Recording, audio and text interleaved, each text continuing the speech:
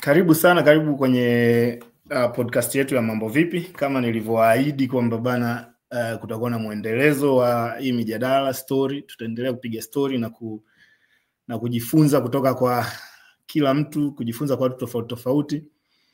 Na leo nimekuja na kuna mada nataka niongelee leo. Ni mada ambayo kwa muda mrefu nimekuwa pia najadili na watu, na pia unajua kuna ile ku challenge thought, tukujaribu kuona kwamba tunaweza tukaiona vipi kwa upande mwingine, kwa utofauti. Kuna hii concept inaitwa OG.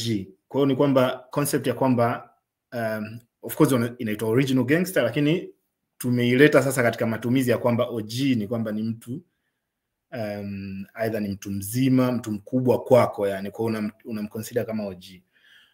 Lakini sasa hii concept ya OG ukiachana na ile ambayo ya Kimarekani, sasa original gangster si nini zile stories za Waitaliano na nini, katika Afrika, kwa Afrika ina roots zake pia, kwa sababu tuna kitu tunasema kwamba heshimu wazee, heshimu watu wazima. Kuna ile automatically tu unatakiwa mtu mzima au mkubwa kwako umheshimu, ambao ni kitu ambayo ina roots ndefu sana toka miaka na miaka katika tamaduni na jamii za Kiafrika. Umeona? Na kwa Afrika pia OG sio mtu pekee ni mzee tu, lakini pia inaonekana kwamba ni mtu mwenye hekima, mtu mwenye uvumilivu, na pia kuna wengine wanafikiria kwamba mtu mwenye mchango kwenye jamii. Lakini hiyo sio kwa upana sana, kwa ukubwa sana ni kwamba inaangaliwa sana umri. Sasa kwa zamani OG ilikuwa anakuwa considered ni mtu ambaye anaishauri familia, kama mtu fulani ambaye ni mtaalamu wa mila, kwa sababu unaweza kukuta kwenye kabila fulani au katika familia fulani unakuta ni mtu fulani anajua sana mila, yani hata wanamfuata kwamba bana kikitokea hiki tunafanya vipi, au kikitokea kile tunafanya vipi. Umeona? Na mara nyingi alikuwa ni mtu pia ambaye kama anatatua migogoro, yani. Kwa hiyo ana OG ikitokea kuna mgogoro au watu fulani unabishana au kuna tatizo kati ya mtu mmoja na mwingine, OG basi analetwa ili kuweza kuisolve hiyo issue. Umeona bana? Sasa tumemchukulia OG katika setup ya kwamba kama alikuwa ni kiongozi wa kijadi, mtu fulani ambaye anaiongoza jamii. Umeona? Je, tukitoka sasa katika hiyo issue za kale kama ambavyo walivyokuwa wanafanya, na hii ni mifano ambayo unaweza kaona katika jamii za Kimasai, za Wazulu, wa Makonde. Unaona kwamba jinsi wanavyomtreat mtu ambaye either umri ni mkubwa au ana experience zaidi katika mambo ya kimila. Umeona jinsi wanavyomtreat kama OG. Umeona? Na inafanana tu na kama hizo tradition ambazo tumekuwa tumesema za Marekani na Waitaliano, za kwamba huyu ni OG. Kuna mlingano fulani hivi, japo kuna utofauti pia. Umeona? Sasa katika hilo sasa kuna mifano ya kimila, ya mifano sasa ya kimila ambayo tunaweza tukachukulia. Kwa mfano kuna Tanzania kuna Wagogo, si ndio? OG kwa Wagogo alikuwa ndo yani harusi na kila kitu, yani yeye, yani kwa Wagogo kuna OG ambaye yani yeye ndo anasimamia harusi. Unaona? Kwa maana kama kuna mtu anaolewa, yeye ndo anakuwa ndo mtu wa kwanza kujulishwa kwamba tutakuwa na hiyo kitu, afu na kusimamia nini hizo mambo za harusi na kila kitu hadi watu wanaoana. Ni mtu ambaye anasimamia mirathi. Unaona? Ni mtu ambaye anasimamia kwa mfano kama inabidi urithi ardhi au kitu kama hicho. Unaona? Anatatua migogoro. Unaona? Kwa hiyo kwa ujumla kwa Wagogo ndo unakuta kuna OG sasa huyo ambaye anasimamia hivyo show. Na ukienda kwa mfano kama kwa nchi kama Senegal hivi kuna kabila inaitwa Wolof. Wolof yeye unakuta yani huyo OG sasa japokuwa yuko katika level ya familia, lakini anakuwa na nguvu hadi za kisiasa. Umeona? Ina maana kwamba kama kuna mtu kwenye familia ambaye yani anaweza katoka kwenda kuwakilisha katika mambo ya siasa, basi unakuta yule OG ndo anaweza akachaguliwa. Yeye anakuwa pia ni kama ni kiongozi wa dini kwenye familia. Umeona? Kwa au watu wa Senegal Wolof walikuwa nazo. Lakini pia ukilinganisha kwa Ashanti Ghana pia unakuta ni mtu ambaye unaona OG. Alikuwepo kuna mtu mmoja ambaye ni OG, yani hana cheo chochote, ila yeye ni OG tu kiasi kwamba anaweza hadi kuteua mfalme, umeona, anaweza kuteua kiongozi wa familia, japokuwa yeye mwenyewe pia sio kiongozi, anakuwa treated tu kama OG, umeona bana. Sasa ukitoka hapo, hiyo ni kama hiyo kitu ambayo nilizungumzia ni ile wazee wa jadi, jinsi ilivyo katika tamaduni tofauti nchi tofauti za Afrika. Sasa tuje tuzungumzie kitu ambacho kinaitwa heshima na utii. Unaona wapi heshima inaanza, wapi utii unaanza, kwa sababu heshima na utii ni vitu viwili tofauti. Na unaweza ukamheshimu mtu lakini usimtii, na unaweza ukamtii mtu lakini usimheshimu, na pia unaweza ukafanya vyote viwili kwa pamoja. Sasa tofauti kati ya heshima na utii, kwa sababu heshima ni kama vile kutambua thamani ya mtu, umeona, kusikiliza kwa makini kitu anachosema, mawazo yake kama anakuja nayo, ni kwamba unajua kwamba unampa nafasi ya kumsikiliza, umeona, na unampa nafasi pia ya kuongoza kwa hekima, unaona. Kwa hiyo ni kwamba wewe mtu unamheshimu na unaona kwamba bana, okay, nampa nafasi, namsikiliza na vitu kama hivyo. Lakini utii sasa, tofauti ya utii ni kwamba utii ni kufuata maelekezo bila kuuliza. Sasa utii ni kwamba mtu anakuambia wewe njoo beba ile pale box weka pale, au chukua sahani osha. Kwa wewe hata uulizi kwa nini ni bebe ile box niweke hapa, hata kama unajiuliza mwenyewe, una swali kichwani, lakini hauulizi kwa mtu ambaye unamtii. Kwa hiyo unaenda tu unabeba unapeleka, unaona, unakuwa kama robot fulani.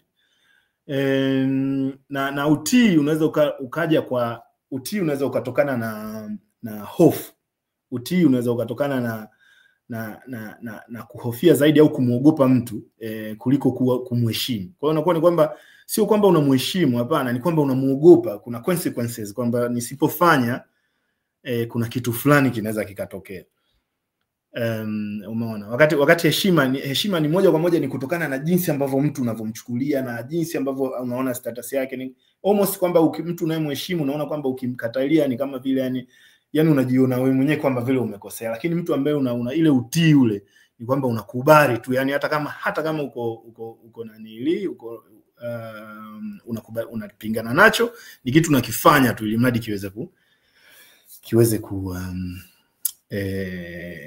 kiweze kufanyika kwa kofia consequences, au sio? Sasa katika jamii nyingi za Kiafrika unakuta vijana unafundishwa kutokosea, unaona. Kwa hiyo toka utoto unapoanza kukua unafundishwa kutokosea, yani unafundishwa kuwa perfect. Kwa hiyo unaambiwa kwamba ukienda shule inatakiwa ufaulu, umeona, yani, na ukienda shule inatakiwa ufaulu hivi. Kwa yani unafundishwa tu kukubaliana na kile ambacho unaambiwa, au pewi ile nafasi ya kwamba uchague, unaona. Kwa ni kwamba bana unapewa mwongozo na inabidi ufuate, hivi fuata, hivi fuata, umeona. Na pia unafundishwa kutokosoa wazee. Na hapa naomba nielezee wazee. Simaanishi kwamba wazee kama wazee, yani kwamba ni mtu yote ambaye yani unafundishwa kutokosoa mtu ambaye amekuzidi umri. Kwa maana kwamba mtu aliyekuzidi umri, unaona, hata kama amekosea, hata kama unaona kabisa hapa bana huyu mtu amekosea hiki kitu, umeona, tunafundishwa kuto kuwakosoa. Kwa hiyo unabaki nayo tu, unajua kabisa huyu mtu amekosea, lakini unakuta umekaa, unaona bana, sitaki kumkosoa huyu mtu, umeona, kwa sababu ni mtu amenizidi umri, umeona. Pia hii kitu ambayo sasa tunafundishwa kutokosoa, unakuta sasa inazalisha kuna utamaduni ambao uko kwetu kwamba kiongozi haambiwi. Kwa hiyo ina maana kwamba kiongozi akikosea, yani huruhusiwi wewe kwenda kusema amekosea, unaona. Kiongozi au tuseme mkubwa kwenye familia akikosea, hata kama unajua ni kosa, huwezi kumwambia. Yani huu ni utamaduni wa kiongozi haambiwi, unaona, ambao uko kwenye yani tu shule, umeona, familia, kila sehemu. Unakuta kwamba kiongozi au mtu mwenye umri mkubwa zaidi yako, basi wewe unatakiwa tu kufiata, usimwambie kitu, umeona. Na hata kama yule kiongozi, hata kama ni kwenye familia au kama ni kwenye mazingira yote ya kijamii, akiwa anafanya mambo ya kushurutisha, umeona, au anafanya uongozi ambao haufai, kwa sababu uongozi unaweza ukafaa usio, umeona. Wewe unatakiwa unyamaze kwa sababu moja, aidha ni umri wake au title yake. Sasa hatari ziko vipi za vitu kama hizi? Kwa sababu hivi vitu lazima, of course kuna faida zake, labda kwa sababu unaweza kukuta labda mambo yanaenda, unaona, kwa sababu kila mtu mwingine anaweza akasema kuna faida katika udikteta, unaona, kuna faida katika hii. Inawezekana kweli kuna faida zake, umeona, na kwa kweli dynamics tu zile za kifamilia jinsi zilivyo, tunaona kwa mila za Kiafrika tunasema kwamba bana kuna faida zake kwa nayo, lakini pia kuna athari zake na hatari zake pia, umeona. Na hicho ndio kitu ambacho tunatakiwa pia tujadili, umeona.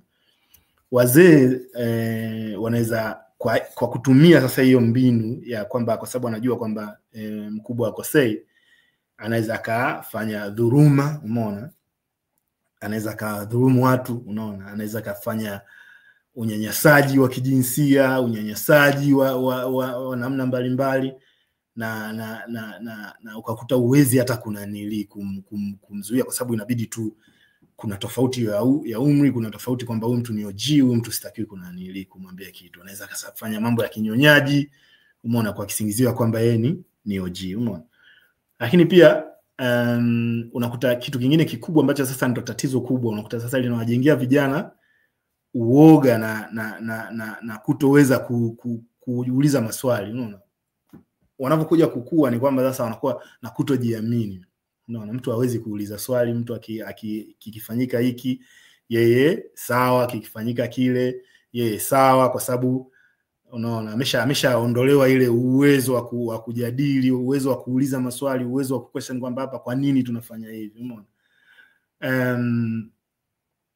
Umeona. Kwa hiyo inabidi sasa hapo tuangalie sasa, je, tunafanyaje mijadala sasa hivi na sasa kwa sisi vijana, umeona, au sema watu wa kizazi hiki, ni kwamba tunafanyaje mijadala na tunawezaje kudumisha kwamba ile heshima ile ambayo tumeisema, achana na utii niliyozungumzia, heshima tulizozungumzia, tunawezaje kuwa na heshima bila kunyima uhuru wa maoni, umeona. Yani inabidi kuwa na heshima kiasi kwamba mtu unamheshimu, lakini pia tunataka pia inabidi uwe na uhuru wa kuweza kusema kwamba hiki kitu mimi aidha sikipendi, au hiki kitu mimi sikiwezi, au hii kitu ulichoniambia nifanye ni kitu ambacho kinaenda against na vitu ambavyo naamini.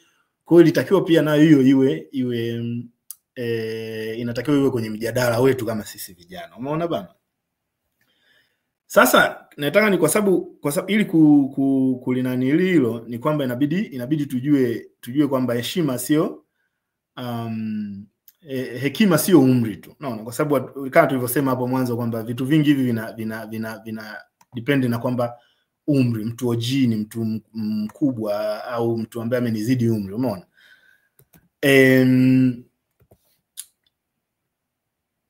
Kwamba hekima si umri tu, inabidi tujue kwamba kuna upana zaidi kwenye hekima, mtu kuwa na hekima. Manake ni kwamba OG ambaye tunasema sasa, ambaye OG ambaye anatakiwa kuwa, ambaye tunaweza tukasema ni sahihi, umeona, inabidi awe ni OG ambaye, umeona, anajengwa kwa hekima na sio umri peke yake. Kwa hiyo ina maana kwamba yeye mwenyewe pia hata kama anakutana na mtu ambaye ni mdogo kwake au ni mtu ambaye ana status ndogo kwake, anakuwa anamheshimu au anakuwa na hekima juu ya huyo mtu. Huyo ndio tunasema sasa OG ambaye tunasema vijana sasa inabidi tujifunze, especially kuwa ma-OG wa namna hiyo.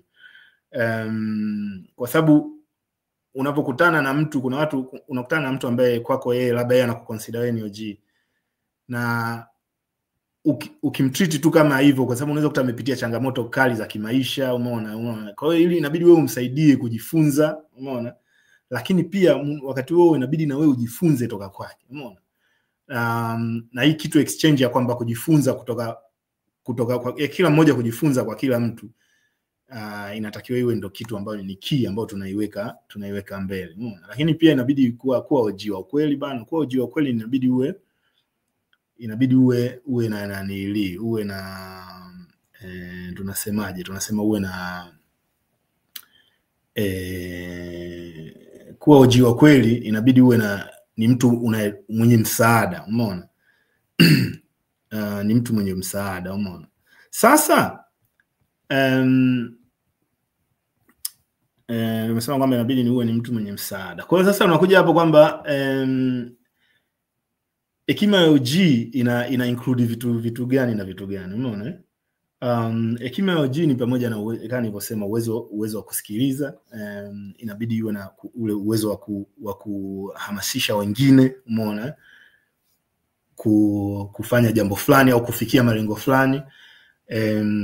Pia kubeba majukumu ya jamii, umeona? Kwa hiyo kama OG inabidi yani ukubaliane na kwamba wewe kuna majukumu fulani unayachukua na inatakiwa uwe kiongozi kwa namna hiyo, si ndio? Na inabidi uwe pia utoe tunahitaji ile tunasema utoe mifano, uwe kama mfano hai yani. Kwa hiyo watu kitu wakikuona wewe wanakuona kama ni mfano bora, kwamba wanasema bana sasa OG, yani watu wanajifunza kutoka kwako hata namna ya kuwatreat wengine, umeona?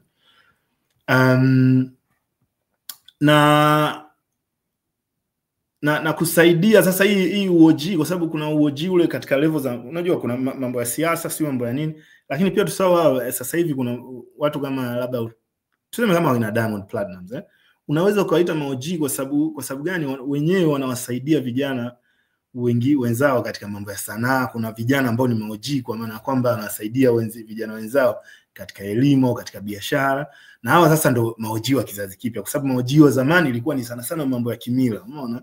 Ni kwamba unajua sana mila, unajua sana taratibu za nanili za familia, lakini sasa hivi OG wa sasa hivi ni kwamba okay, ni utanisaidia vipi katika mambo ya sanaa, mambo ya elimu, mambo ya biashara, mambo ya maisha na nini na vitu kama hivyo. Mifano hai sasa, nikisema nitoe kwa mfano kitu ambacho sasa ni mfano hai, tuseme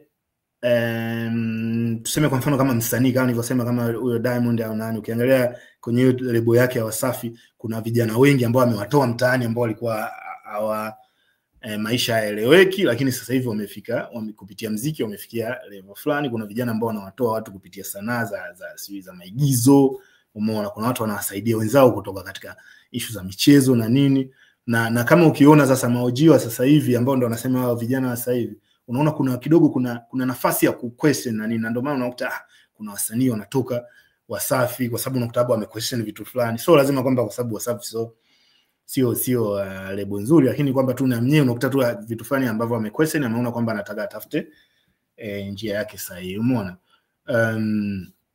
Unaweza kukuta kwa mfano kuna ukienda vijijini au ukienda kwa mtaani unakuta kuna labda mwanamke fulani anaongoza kikundi fulani cha hivyo cha wanawake, unaona, cha kuweka akiba na nini labda na kujifunza biashara ndogo ndogo, umeona? Huyo sasa katika hilo kundi naye ni OG, nao ndo OG wa nani wa kisasa.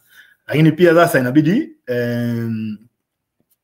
kuna methali moja inasema, ambayo iko Nigeria huko, inasema mchawi si uzee, umeona? Mchawi ni maarifa, umeona? Kwa hiyo ina maana kwamba umri ule sio umri pekee, sio sababu ya wewe kusema unaweza kubadilisha kitu au unaweza kufanya kitu fulani ambacho ni extraordinary, unaona? Maarifa ulionayo kama ukiweza kushare, kama ukiweza kuyatumia wewe mwenyewe, sasa hapo ndo tunasema sasa huo ndo uchawi ambao unaweza kuutumia ku excel, umeona? Na pia kuna nyingine inasema kwamba wanasema kwamba mti mwenye mzizi mirefu hauangushwi na upepo, umeona? Kwamba hii ni pia na yenyewe ni ya West Africa huko, wanasema kwamba ni kijana alipitia mambo mengi hawezi akayumbishwa na vitu vidogo vidogo. Kwa hiyo ina maana kutokana na vitu ulivyopitia, ulivyojifunza na nini, kwa hiyo unakuta kwamba uwezi ukayumbishwa na vitu vidogo vidogo ambavyo labda inawezekana vinawayumbisha wengine, umeona bana? Sasa tukitoka hapo inabidi tuzungumzie, kwa sababu kuna kitu ambacho sasa kuna generations tofauti, umeona? Sasa mgongano kati ya vizazi, mgongano kati ya generations, umeona? Na mgongano kati ya generation ni kwamba unakuta sasa kwa mfano unakuta kwa mfano sasa tuko sasa katika jamii ambapo kwamba kuna wazee ambao na vijana ambao tunaishi sasa katika setup moja. Inakuwaje tunapokutana sasa afu kunakuwa na huu mgongano sasa kwamba mzee anafikiria hivi, umeona? Na kijana anafikiria hivi, umeona? Je, tunafanyaje sasa ili kuweza ili kuibridge gap ambayo ipo kati ya wazee na watu wa jamii ya sasa hivi, sasa vijana na nini, umeona. Je, unawezaje kubridge pia hiyo gap kati ya wazee na Gen Z kwa mfano, umeona, kwa sababu kuna jinsi tofauti ambavyo wanaona na kuchukulia haya maisha, umeona bana. Sasa wazee wengi wanasema vijana hawana heshima, umeona, kutokana na jinsi ambavyo wana describe wenyewe, jinsi ambavyo wanategemea wale vijana wawe wana act au wanakubali au wanafanya utii katika nani ile, katika mambo ya kila siku, umeona. Kwa hiyo wanasema kwamba hawa vijana hawana heshima, umeona, au hawa vijana hawajui mambo ya utamaduni, umeona. Hawa vijana wamepotoshwa na maisha ya kisasa, na kuna hii concept ya kwamba mabeberu au sijui nini mambo au watu wa nje au ambao wanasema wamepotosha vijana wetu, movies sijui na nini na nini. Kwa hiyo inaonekana kama vile vijana kwa macho ya wazee, vijana wamepotea. Yani vijana ni sasa hivi vijana hawaeleweki kabisa, umeona. Wakati vijana wenyewe wakiangalia wanaona hawa wazee bana ni kama vile hawako tayari kusikiliza, umeona. Hawa wazee bana hawa mbona wana shida? Kwa sababu gani? Mbona tunajaribu kuwaelewesha, tunajaribu kuambia baadhi ya vitu, lakini wenyewe hawataki kusikiliza. Yani wako stuck na ile concept yao ambao kwamba mambo yanataka kwa hivi, kwa sababu vijana wanataka wajadili, wanataka watoke point moja point nyingine, kwa nini nafanya hivi, kwa nini sifanya hivi, umeona. Kwa hiyo kunakuwa na mgongano hapo wa generations, umeona. Na mitandao ya kijamii inachochea zaidi huu mgongano, kwa sababu unakuta sasa wazee wanajikuta kama wamekuwa left out, kwa sababu ukikuta kwenye hii mitandao ya kijamii mambo yanaenda mbio kweli, yani unaona watu wanajifunza, lugha inabadilika, umeona. Lugha inabadilika siku hadi siku, kuna hashtags sijui kuna nini. Kwa hiyo maana unakuta mtu mzima akiingia mle anaona yani yuko left out, kwa sababu anakuta yani vijana yani wako kila sehemu, umeona. Unakuta ana haelewi, mzee akiingia na haelewi, anakuta yani kama vile mavazi mnaovaa mnakosea, kwa nini unavaa jinsi imetoboka, yeye anakosoa, lakini vijana wanaona ndio fashion, wanaona ndio safi na nini, umeona. Kwa inatenganisha hizi generations. Wazee wanaona kwamba wanapitwa na nili au wanaona vijana wamepotea, na vijana wanaona kama wazee bana wanapitwa na wakati, umeona. Na unaweza kukuta kwamba kijana anaweza kutumia hizi, kwa sababu kuna memes, kuna nini, umeona. Kwa hiyo kwenye apps zile tu, kwenye apps za simu, umeona, wazee wanakuta kwamba yani hawa vijana kama vile wanatudharau, kwa sababu unaweza kukuta tu kaenda kwenye comment ya kwenye post ya mzee ukaweka labda emoji au ukaweka meme, akaona kama vile umeleta dharau, umeona, kwa sababu yeye mwenyewe hiyo kitu haielewi, umeona hivyo. Au mzee anaweza kaenda akaweka post yake akaelezea vitu kizamani, unaona, afu ukaja wewe ukaona huyu mzee naye hii mambo hii vipi, unawekaje kwenye Facebook vitu kama hivi, umeona. Kwa hiyo ni tofauti tu za nani ile. Kwa sasa kubadilisha hili inakuaje? Kwa sababu hii tofauti tayari ipo, sasa tunafanyaje? Sasa kitu ambacho kinatakiwa kufanyika ni kwamba baada ya kulaumiana, instead ya kulaumiana kwamba bana wewe umepotea au wewe una nini, inabidi kuelimishana, kwa sababu kuna gap hiyo hapo, umeona. Umeona. Kwa hiyo nilikuwa nasoma comment moja hapa ambayo kidogo imenichekesha kidogo, lakini anyway, kwa ndio hivyo inabidi kubridge na kuelimishana, umeona. Sasa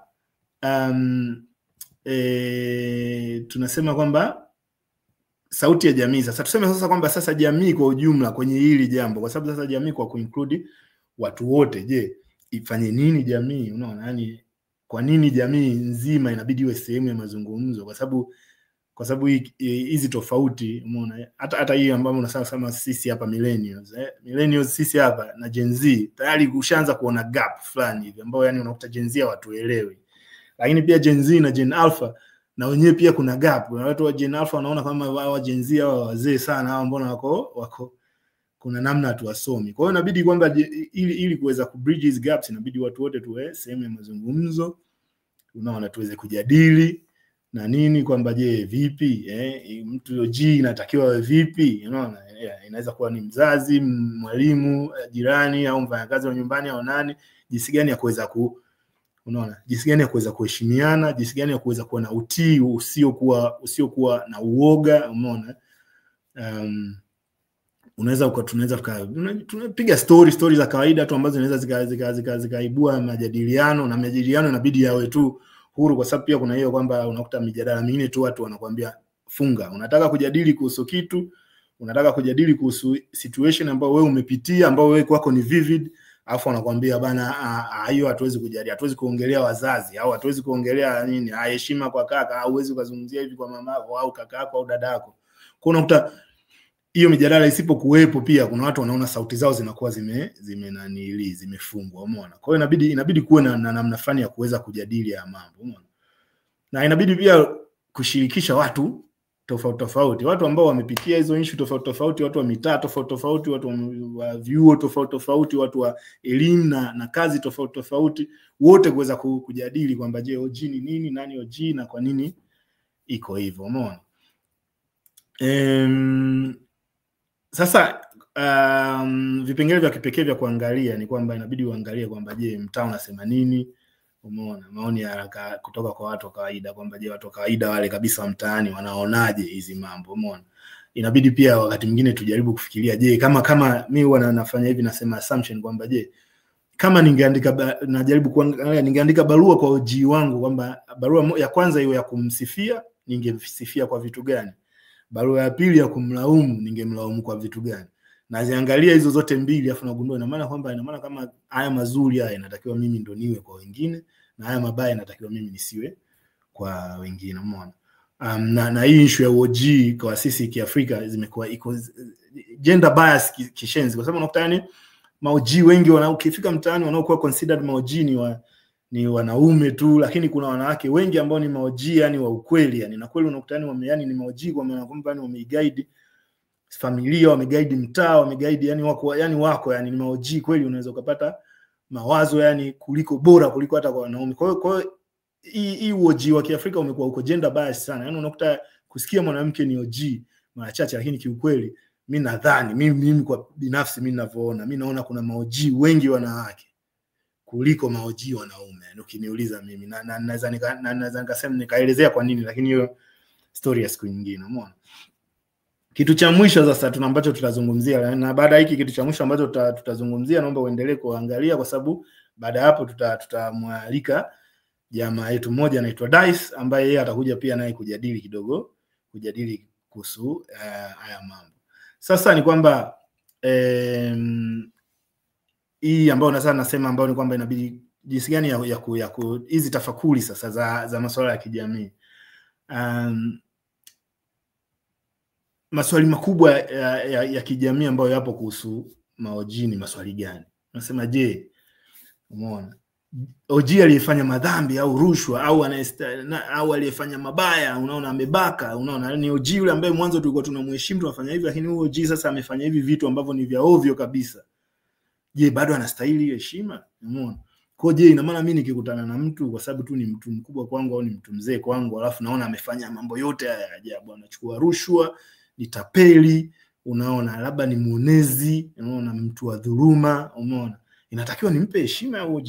Je, nisipompa heshima nakosea? Je, au napatia? Na je, jamii itaonaje? Kwa sababu jamii muda mwingine inaweza tu ikaangalia kwamba wewe mdogo, wewe mkubwa, huyu kasema fanya hivi, haina, unaangalia unaona hapana, unaona, je, ni sahihi? Umeona? Je, OGs wa kike wapo? Na hiyo ndio kitu ambayo ni issue ya gender. Je, wapo, na kwa nini OGs wa kike sasa katika jamii za Kiafrika hawaonekani au hawatambuliwi? Umeona? Kwa nini jamii za Kiafrika unakuta ma-OGs ni wanaume tu? Yaani unakuta ile katika mtaa mwanaume ndo anapewa kipaumbele, wakati kiukweli tunajua ma-OGs wengi sana ni wanawake na ni ma-OGs ambao wanafanya vizuri sana katika kuongoza jamii, kuongoza familia, kuongoza yani nchi na vitu kama hivyo, unaona? Na je, natakiwa kumheshimu mtu kwa kuwa ni mzee, au inatakiwa tumheshimu mtu kwa kuwa ni mtu mwema, au inabidi tumheshimu mtu kwa kuwa ana mchango kwenye jamii, au yani ni vipi, kitu gani tunakiprioritize kwanza? Umeona? Na heshima kabla hujaitoa una vigezo gani kwako wewe binafsi? Unaweza ukacomment hata hapo kidogo kwenye hii video. Je, kwako wewe binafsi ni vitu gani vya msingi vya kwamba hii sasa ndo na consider kwamba this is an OG move? Umeona bana?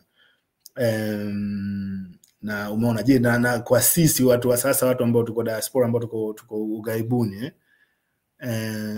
je, mfumo huu wetu, mfumo ambao tumekuja kukutana nao, mimi nimeishi huko sasa hivi karibu miaka 15, je, mfumo kuna namna unatuathiri jinsi ambavyo tunaenda ku act tukiwa tuko nyumbani? Je, unaathiri ule uafrika wetu? Umeona mfumo wa heshima ule na OG, je, tunaufikisha vipi kwa watoto wetu? Kwa sababu sasa tayari tumekutana na culture ambazo zimegongana, ambazo OG, definition ya OG iko tofauti. Umeona, je, hao watoto wetu hawa ambao sasa hawa ni nusu, unakuta nusu Mtanzania, nusu Marekani, nusu Mdanish, nusu nini, hawa tunawafikishia vipi sasa hiyo definition ya OG, na inabidi wakue vipi katika kujua kwamba OG ni mtu ana namna hii? Kwa sababu wengi ukiuliza watu wengi wanaoishi diaspora, hii challenge wanakutana nao sana, kwa sababu unakutana na mtoto unaenda naye Tanzania, unaenda naye Kenya, afu unamwambia bana, huyu msalimie. Unaona, msalimie labda kwa kumshika kichwa. Unaona, sasa mtoto anauliza kwa nini?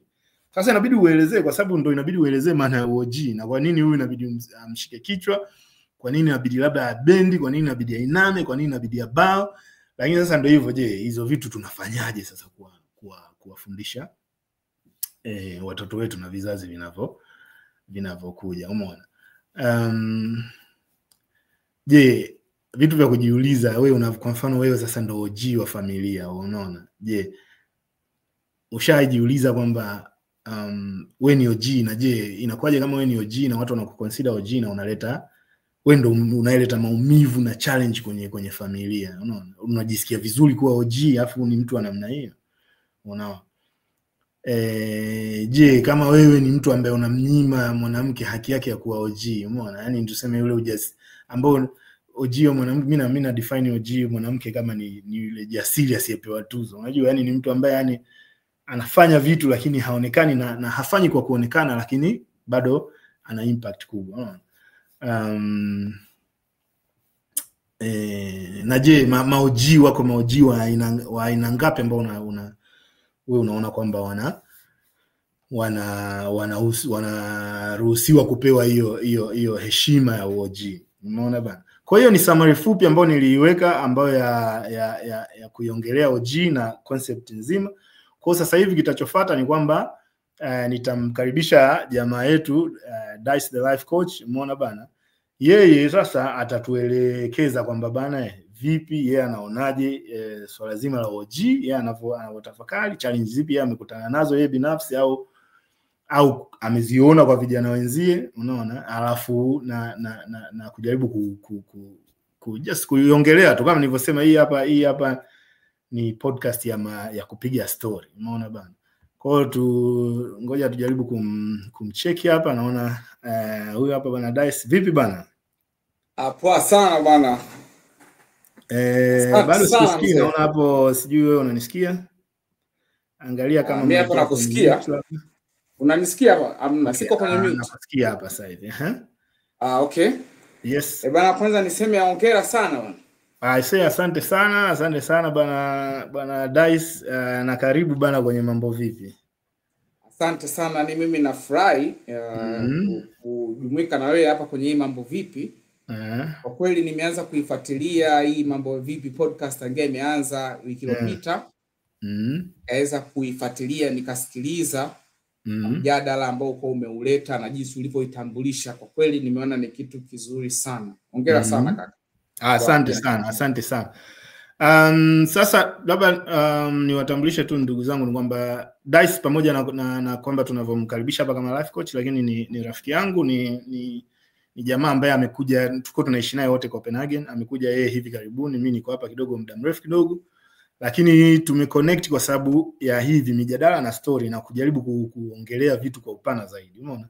Kwa hiyo hii ndio interview yake ya kwanza tutafanya, lakini na hakika zitakuja nyingine na atajaribu kutufafanulia zaidi jinsi anavyoona. Sasa labda Dice, mimi nikuulize wewe kwa mfano, wewe nimeelezea hapo OG mimi ninavyoona na jinsi ambavyo inatakiwa. Wewe OG kwako inamaanisha nini? Yaani maana kubwa ya OG maana yake nini bwana? Okay, so yani kwangu mimi OG anakuwa ni kama ni kaka au dada, au anaweza kawa ni mjomba. Umeona? Mtu ambao mimi namfahamu, alafu namwangalia yeye kwamba bana yeye kwangu amekuwa ni kioo au ni kinara. Kuna vitu ambavyo amevifanya katika jamii ambao kwamba bana mimi na appreciate vile vitu. Naona mchango, yani nikimwangalia naona bana huyu mtu wa thamani, na uona mchango wake. Na vitu ambavyo sasa ukifikia hapo kama unavyosema unaona mchango wake.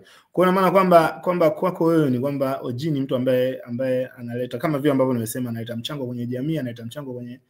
Lakini je, umezungumzia tu hapo kaka, dada, mjomba na nini. Je, OG lazima awe ndugu? Hapana. Lakini katika jamii zetu maoji wa kwanza wanakuaga ni unakuta watu wako wa karibu, ndugu, ambao kwamba make OG tangia mdogo sana. Tusifikiri kwamba ukikua labda ukifika sekondari ukifika hapo unaanza kumuona maoji. Maoji wanaanzia wale watu wa karibu, yani utangia wewe mdogo, hata ukiwa na miaka 5. Kuna mjomba wako unamkubali, kuna nani uncle fulani akija nyumbani yani unafurahi. Unataka ucheze naye ufanye. Kwa hiyo unavozidi kukua hawa maoji wengine sasa, hata kwenye TV unaweza kuwa una OG hujawahi kuonana naye, lakini kwenye TV bana huyu ni OG. Alikufa mwezi uliopita nafikiri hapa, amekufa mtangazaji mmoja mahiri sana. Charles Hilary ambao kwamba bana mimi sijawahi kukutana naye, lakini yule ni OG ambao nimeweza kumuona kwenye taarifa habari tangia ni mdogo. Kwa hiyo yule bana ni OG. Kwa mchango wake nimeuona. Kwa hiyo tunapozidi kwenda shule wapi tunakuta wale wametuzidi madarasa, ukienda kazini ndio maana kuna watu wanakuaga na wale ana dada wa shule au kaka wa shule, umeona? Au mwingine akabisa mama yangu wa shule ni mwanafunzi mwenzi, lakini mimi yani kishule huyu mama yangu. Nikirudi nyumbani na kwa na mama yangu, afa hapa na mama yangu, umeona? Au kaka yangu hivyo. Sasa okay, baada ya hapo sasa ina maana kwamba sasa OG wewe ukiangalia ukiona OG anaweza kukosea? Ndio, yani binadamu yote ana mapungufu. Lakini OG sio kwamba yeye hana makosa au anakuwa. Yani OG umeona ni mtu ambao unaweza ukaenda kwake kama mentor wako. Alafu nikikwambia kitu cha ajabu kwamba mimi binafsi yani nimekuwa katika mazingira nikiambia bwana usikae karibu na wavuta bangi. Wavuta bangi watu wabaya sana. Watu walevi, umeona? Pombe sio kitu kizuri.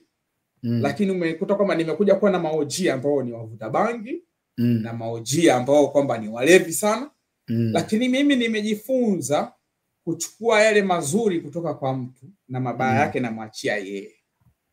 Yani hata watoto wanakijua ikiko uncle fulani vitu fulani anafanyaga, anapigaga vikonyagi au visichana, umeona? Lakini hivyo anakuachia yeye wewe. Yeye anacheza sehemu yake. Yani hata kama watoto wanajua kwamba hiki sio kizuri lakini hiki kizuri. Kwa hiyo OG bado anakuwa OG hata pamoja na yale yani kwamba mapungufu yako.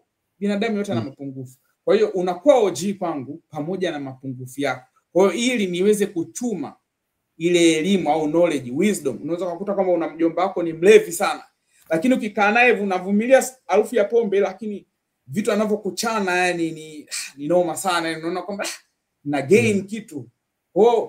Kuna wakati hadi unafika na wewe una kiela kidogo na wewe basi yanko nenda kapate hii. Yani wewe muingilie lifestyle yake, unamwacha na lifestyle yake kwamba bana hii basi hata ya Keivanti anakuambia shukrani sana. Unamwacha OG. Mwana ndio maana tukienda kwenye vijiji vyetu kuna mbege, kuna pombe za kienyeji, kuna wale wajomba zetu wanapiga pombe vibaya sana yani mpaka kesho mnamwokota. Lakini sasa unafanyaje? Yani kuna vitu utaishi naye yani kwa namna fulani. Ni ndugu yako au hata ni mtu ambao bado mchango wake unaonekana pamoja na yale mapungufu. Na kuna watu wengine nikwambie kwamba wanakuaga wana mchango wa juu sana yani kiasi kwamba nyie hadi ule uvumilivu katika mapungufu yao unaongezeka. Yani mnaweza kikao cha familia akianzi mpaka mlevi fulani afike kwa sababu anawaga na pointi. Yani ni mnyezi lakini yani tena anapewa kidogo aonje ili akifika pale hana unafiki ana nini. Yani anakata, anachana yani. Umeona? Hamuogopi nani wala anafunguka.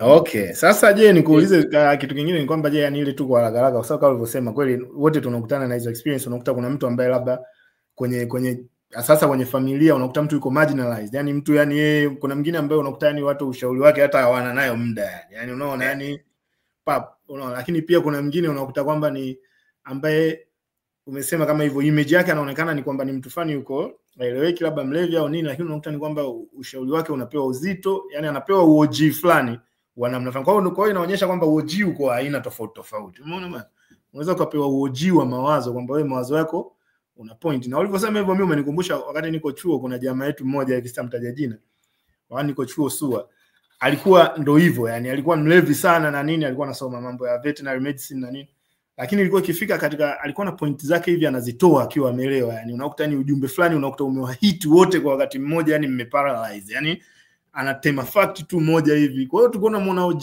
kwa namna hiyo. Sasa hii issue ya umri, umeona OG ni mtu ambaye inabidi awe amekuzidi umri au umemzidi umri. OG ni mtu gani wewe kwako, unaonaje OG? Na je, kama unafikiria kwamba OG anaweza kawa mtu yoyote, unafikiria vipi hizi issue za kwamba yani inatakiwa tu ukiwa mtu amekuzidi umri au mtu ni mzee kwako, basi inabidi blindly accept au ukubaliane na kile ambacho anasema? Okay, kwa hiyo ngoja nieleze mimi kwa mtazamo wangu kwamba kwa mtazamo wangu wa zamani, unajua kuna kitu kimoja mimi ambapo nilijifunza mwaka 2017 kakaangu aliposti kitu kimoja ya Facebook ambacho kilibadilisha mtazamo wangu wa maisha mpaka sasa hivi. Kwamba tulikuwa tunaishi New York ndio huo. Tulikuwa tunaishi katika mji mdogo unaitwa Albany, ni kama masaa 2.5 kutoka New York City. Upstate New York. Ndio. Sasa kwa hiyo brother wangu katika mishemishe zake, mimi sikujua hata kama jamaa ameenda town. Kumbe jamaa amechomoka kule Albany, jamaa yuko zake mjini yani kwamba yuko Manhattan. Sasa kati kaenda zake, alikuwa na rafiki zake nini, akaenda kuna jengo moja kubwa ambao watu wanaendaga juu kabisa kule, wanaweza kuona mji wa New York wote. Wote ndio kuona kule juu. Au watu wengine waga wanachukua zile, kuna zile tour za helicopter ambao watu wanaenda wanapaa juu, wanakuwa wanaona mji wote. Sasa yeye kwa hiyo alienda, hiyo ni very affordable ambao mtu yote anaweza kaenda, kuna darubini fani unaziona, unaona majengo yetu. Sasa alisemaje? Kwamba I've chosen to see the world in a different perspective. Mpaka hapo hayo maneno yake kwamba nimeamua kuona ulimwengu katika dhamira tofauti. Hayo maneno yalichange sana mtazamo wangu. Kwa sababu gani? Wanasema if you change the way you look at things, the things you look at change. Ukibadilisha namna ambavyo unaviangalia vitu unavyoviangalia vinabadilika. Unaweza ukawa unamwona labda mke wako ni mtu anazingua sana. Lakini wewe unamwangalia katika jicho gani? Unamwangalia jicho la mazuri au la mabaya? Kwa hiyo nakuja katika point ya OG ambao kwamba nikisema kwamba jambo la kubadilisha mtazamo ni kwamba nimejifunza kuwa na open minded. Ni kwamba umri unavyoongezeka, mimi sikatai kushaurika. Naweza nikashauriwa na mtu mdogo kuliko ambao nimemzidi umri au ambaye amenizidi. Endapo atakuja na sababu bayana za kubadilisha mtazamo wangu. Kwa hiyo mimi mtazamo wangu huaga haukai constant. Yaani unabadilika, lakini wewe je, una maneno yale ambayo yanaweza kubadilisha mtazamo wangu?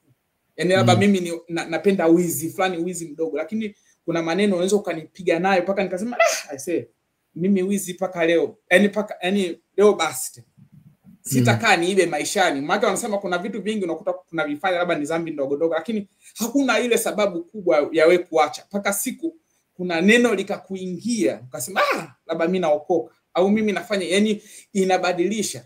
Watu waga wanajua vitu lakini hawana ile drive ya kutake action. Kwa hiyo kuna siku utasikia kitu paka wewe utabadilisha mtazamo au utachukua hatua. Sasa nikirudi katika OG, mimi kwangu OG mtazamo wa zamani ilikuwa ni OG ni mtu aliyekuzidi umri. Ina maana ana experience kuliko wewe. Ameona vitu kwa lugha yetu ya Kiswahili tunasema kaka yako ametangulia kuliona jua. au huyu mkubwa umeshaona ametangulia kuliona jua, kwa hiyo ina maana lazima anajua kuliko wewe. Yani wewe piga panga pangua. Mzee wangu alikuwa ana msemo mmoja hivi, nafikiri bado anao. Mzee wangu anasema kwamba sikio halijawahi kuzidi kichwa. Yani sikio litabaki hapa hapa. Tangia unakuwa hivi, hata likue vipi, kwamba hiki kichwa lazima kitakuwa tu kikubwa kuliko sikio. Kwa hiyo kwa msemo huo kwamba wewe panga pangua, yani kwamba wewe ndio kama wewe mlako ni mdogo, yani hauwezi kuwa OG. Yani kwa mfumo. Yani huwezi kuwa OG kwake yeye. Yani wewe utakuwa utakuwa OG kwa uliowatangulia wewe umri. Yani kwamba kwa hiyo kwa sababu anazidi umri basi hautakuja kuwa OG kwake. Wewe panga pangua, yani pinduka garagara, hutakuja ukae uwe OG kwake yeye. Okay. Sasa mimi nikirudi katika ule mtazamo niliojifunza kutoka kwa kakaangu na ile picha aliko posti kwa kuwa kusema mimi nilikuwa sijawahi kufika kule juu. Umeona? Lakini nikasema sisi tunaiangaliaga New York kwa chini. Lakini ukiangalia kwa juu engo ni tofauti. Mtu yote anaokuangalia katika ground floor, akipanda first floor akikuangalia na kuona tofauti. Ndio hapa ambapo unajua kwamba sasa hapa mtazamo umebadilika. Okay. Baadaye kuona matatizo sasa hivi vijana na hivyo, yani mtazamo wa OG unabadilika kwetu sisi vijana ukilinganisha na kwa sasa. Je, nikuulize, wewe ushawahi mkosoa mtu ambaye unaona ni OG kwako? Ndio. Na ushawahi kutana na kitu chochote labda kwamba katika kukosoa OG labda jamii ikakuattack au jamii ikakuchukulia tofauti? Ndio, nimeshakutana na hayo mazingira kwamba mimi nilifika sehemu nikamkosoa OG. Na baada ya kumkosoa OG nikamchana ule OG, watu wakanichukulia mimi tofauti kwamba bana wewe una matatizo. Yani kwamba kuna ile misemo tayari ishawekwa, mkubwa hakosei. Umeshaona? Au unakuta labda OG ni mzazi wako afu ushaambiwa kwamba mzazi hakosei, au unaambiwa mzazi ni Mungu wa pili. Ina maana kwamba ule msemo tu kwamba mzazi ni Mungu wa pili, ina maana kwamba yeye mzazi hana kosa. Kwa hiyo wewe mwenye kosa ni wewe. Yani wewe fanya vyovyote mzazi wako kwamba yeye hana kosa. Kwa hiyo sasa hata pale unapofika sehemu unaumizwa, unashangaa sasa nitaenda kulalamika wapi? Jamii tayari ishaniambia. Ina maana jamii imeshanikataa, haitaki kunisikiliza juu ya hilo. Umeona? Kwa hiyo ndo tabu ambayo mimi nimepata sana na kosa pa kwenda kwa sababu ya huo kwamba nina shida na yule OG, lakini OG mimi sina pa kusikilizwa. Lakini nikashangaa kama kesi ya mwaka jana Tanzania ambapo kulikuwa kuna mzazi ambao ameshiriki katika mauaji ya viungo vya yani kwamba ya mwanae ambaye alikuwa ni albino. Yeye mzazi na yeye alishiriki na wengine 11 katika kumuua ule mtoto na kukatakata ili kwamba viungo vyake viuzwe. Sasa nikasema kama mzazi yeye ni Mungu wa pili na huu msemo umetoka wapi? Ina maana sasa huu mzazi tunamweka kundi gani? Au mzazi kabaka mtoto tunamweka kundi gani? Hii swala kusema kwamba mzazi ni Mungu wa pili, ina maana kwa wazazi ukishakuwa mzazi unaenda mbinguni. Kwa hiyo hata mimi sasa hivi nikachopoka nikabaka mwanamke tayari akapata mimba akawa mzazi, nikaona mimi mzazi naletewa baba mtoto wako huyu, umeshaona mimi nishakuwa Mungu tayari. Kwa hiyo naweza nikaendelea kufanya mambo yangu, ina maana naenda mbinguni. Sasa kuna Mungu anayeenda motoni. Kwa hiyo ndio hivyo kama ulivyosema kwamba kuna hizo challenges kwamba hii tunavyoiona yani pande zote inabidi kujua, je, kukosoa kupa au kukosoa. Na hiyo unavyosema mimi mwenyewe nishakutana nayo sana. Mimi bana nimeumbwa kuuliza maswali, ndio nilivyoumbwa, ndio niko hivyo. Kwa hiyo kama kitu kinatokea huwa nauliza swali bana vipi, na nimekutana na situation ambazo kwamba OG yani hatakiwi kuambiwa kitu, umeona. Lakini ndio hivyo sasa, unakuta watu wengine sisi tunashindwa kujizuia, tunauliza tunananili na hivyo unajikuta huko kwenye matatizo aidha na group la watu au na society tunavyokuona, umeona bana. Sasa tukija kwenye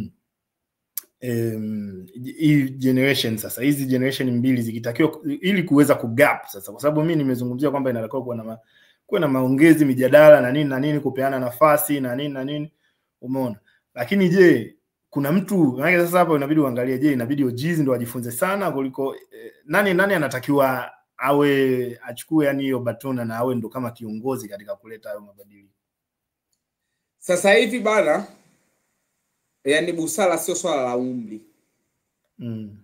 Kwangu mimi ndio maana nikasema kwamba zamani nilikuwa nawaangalia kwamba watu wazima lazima kwamba ndo yani ushauri nikafuata kwake, lakini sasa hivi yani busara sio swala la umri. Unaweza ukapata busara kwa kusoma vitabu, umesoma experience za watu wengine na wewe ukawasaidia watu zile experience. Ndio maana mimi ninapofanya life coaching, ina maana sio kwamba ni coach, yani ni kocha wa maisha, lakini sio kwamba nimeyapatia maisha katika. Mimi sina mtoto, lakini akija mtu naweza nikamcoach vizuri katika malezi ya mtoto. Ananiambia, "Sasa wewe unajuaje kukocha wazazi wakati wewe una mtoto?" Mimi nitamuuliza, "Kwani manesi hospitali wangapi wanawazalisha wanawake na hawana watoto?" Na wanakuambia mtoto mtunze hivi, muogeshe hivi, mfanye hivi, ukimfanya hivi ataumwa, ukifanya hivyo hivi na hivi, anakufundisha kila kitu, sababu wale ni wakunga. Mkunga sio lazima awe na mtoto, lakini kuna mambo ambayo ameyapitia, umeshaona, unaona kabisa kwamba huyu bana kuna vitu anajua, kwa hiyo unamfuata. Walimu, mimi nilijifunza hiki concept kwamba wako walimu wengi unakuta maprofesa wa biashara, labda walimu wa biashara wanafundisha MBA, wanafundisha bachelor ile ya administration, sawa? Wale watu, kuna mtu aliniulizaga hivi, unakuta lecture anakufundisha biashara, yeye mwenyewe hana biashara, inakuwaje?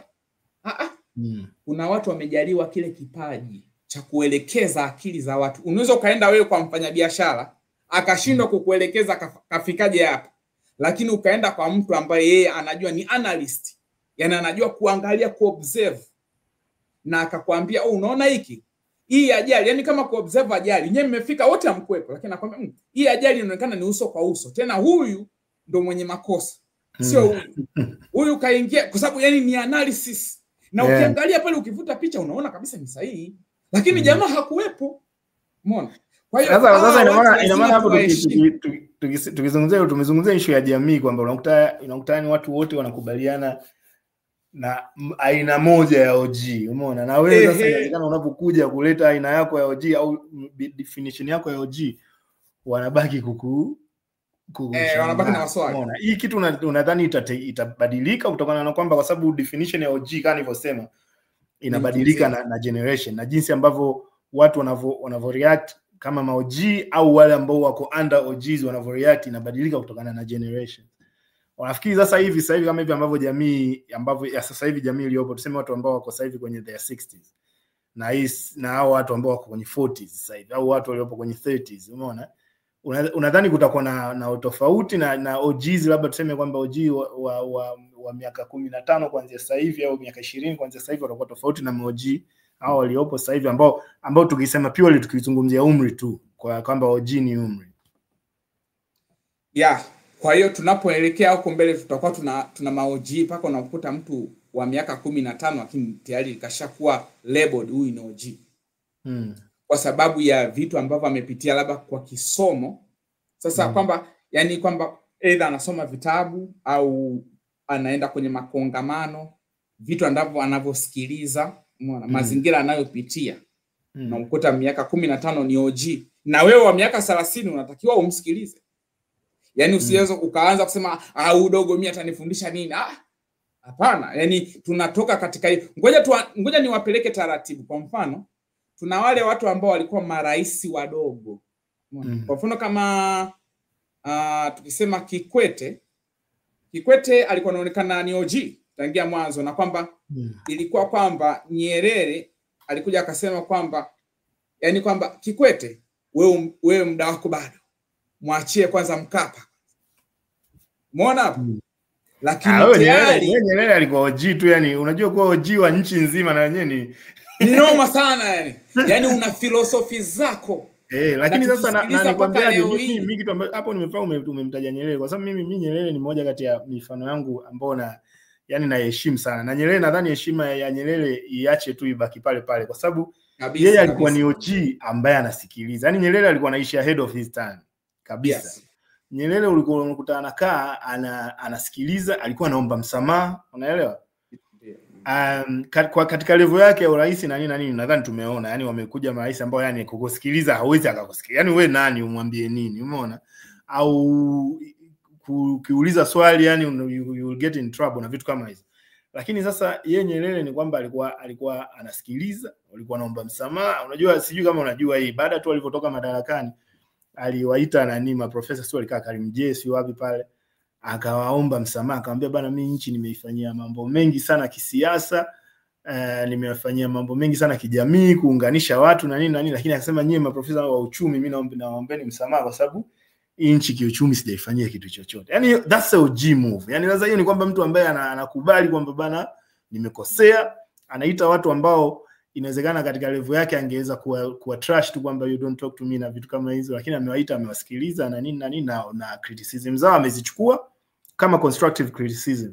Umeona? Ambao ndio hiyo sasa mimi kwangu hiyo ni that's yani hiyo ni more OG kuliko kitu. Na mara nyingi nikikutana na mtu ambaye tayari ninamconsider OG labda tuseme kwa umri au kwa nini, alafu akijishusha, yani I say, yani ile ninavyo, yani OG unaongezeka times 100 yani. Zaidi. Naomba yani, nikuambie kwamba kuna philosopher moja anaitwa Friedrich Nietzsche. Yeye alitoa quote akisema kwamba true power, what is true power? Yani true power ni kwamba when you have power and you can give power, or you can let go of power and still have power, that is true exercise of power. That is true power.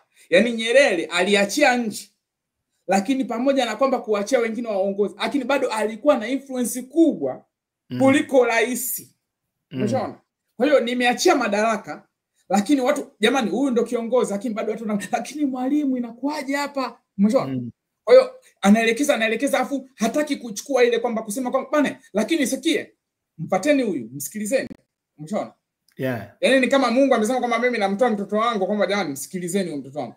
Kwa hiyo Nyerere alichofanya alizidi kuwa OG, na mimi nikamkubali sasa hapo kwamba bana, Nyerere kafika sehemu kaachia madaraka. Sasa unapofika sasa hivi unaona kwamba rais analazimisha awe madarakani. Yaani anatumia nguvu. Inakuwa ni mbaya sana. Umeona? Okay, kwa ndo hivyo. Sasa labda tukirap up tu hapa, nadhani kama tuna dakika kama 3 za mwisho hapa. Yeah. Unadhani utawaambia nini watu ambao watakuwa wanaangalia hii hapa? Una dakika 2-3 za kurap up, afu tutafunga ina. Watu wanaoangalia hii hapa, yani unawapa ushauri gani? Wape tu general ushauri kuhusu being an OG, kwa mtu ambaye una respect OG, au kwa yani ile katika hii nani scenario, unawapa ushauri gani? Aha, okay. Kwa hiyo ushauri wangu mimi, kwanza mtu yote anaweza kuwa OG. Iko cha kwanza. Lakini ili uwe OG lazima uwe na kitu ambacho kina backup yale maneno yako. Yaani uwe una nguzo ya kusimamia. Kwa wale ambao ni scientist, anaweza akaprove kwamba bane nimefanya research, proof hii hapa, uwezo kanibishia. Au kwamba mimi ni OG na kusimulia maisha yangu, sio kwamba mimi OG nakupa mifano ya sehemu sio ya darasani hapa. Mimi imenitokea, wanangu nimewalea hivi na hivi na hivi, kwa hiyo ninapokuelekeza katika hiki nakupa mfano huria. Umeona? Vivid examples, sawa? Alafu kitu kingine na washauri watu kwamba tusiwe na ule mtazamo wa kudharau watu, yani kwamba kuna ile mentality ya Kitanzania kwamba huyu dogo atanio. Kwanza ile neno dogo tu, yani tayari umeshamshusha. Umeona? Mimi ningezekana yani shikamoo Tanzania ningeifuta kwanza. Sijui kama mtazamo kwa watu wengine, lakini shikamoo, yani pale unapofika kwa mtu afu kaambia shikamoo, ndio kweli ni neno la heshima kwamba kwa mambo ambayo umetangulia ukayafanya nakupa shikamoo yako.